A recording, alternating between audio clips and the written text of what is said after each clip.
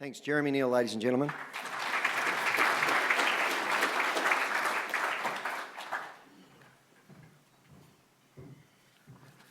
Thank you.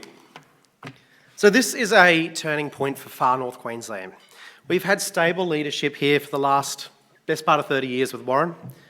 But as Warren hangs up his crocodile skins and leaves Leichhardt and for this change, this election is rightly about the cost of living, crime, energy and housing.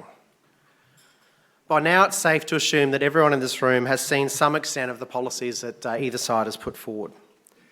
I'm proud to be standing with the Dutton Little Proud LNP team, and I'm very much in support of 25 cents a litre off your fuel and very much support a $1,200 tax relief for everyone. I support a $30,000 instant asset write-off, and I support our investment into our health sector. But we know times are rough right now, but I'm optimistic for the far north. When we look past the problems that have popped up in the last 3 years under Albanese, we need to start to look at the person who may be representing us into the future. I admit that outside of health, I might not be as well known as our outgoing member. So who was the man that Warren has endorsed to take his place?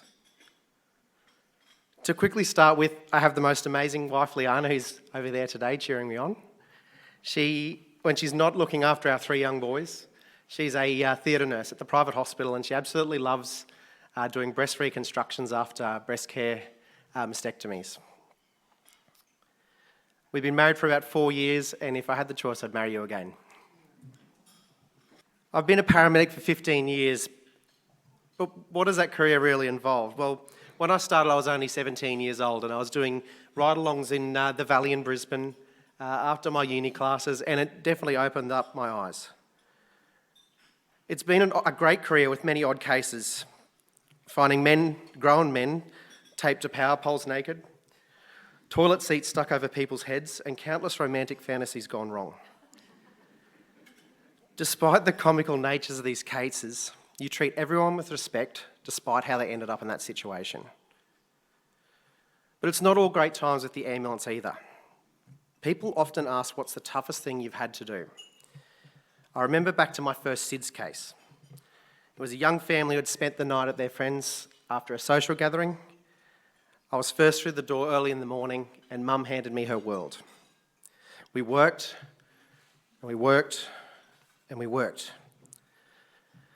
But there's a point that you have to make a decision, a very tough decision, to acknowledging that continuing that work wasn't going to create a happy family once again, and that we had to start the grieving process for Mum and Dad. Handing that little boy back to Mum was the start of my career of tough decisions.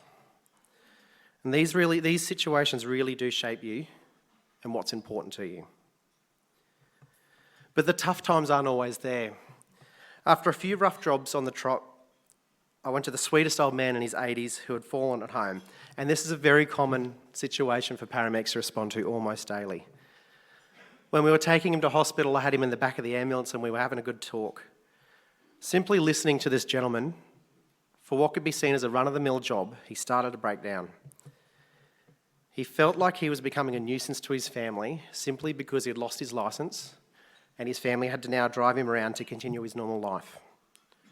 John, who's the sweetest gentleman you would ever meet, poured his heart out, and came to that realisation that he wasn't a nuisance to anyone because he loved looking after his grandkids when his kids couldn't help.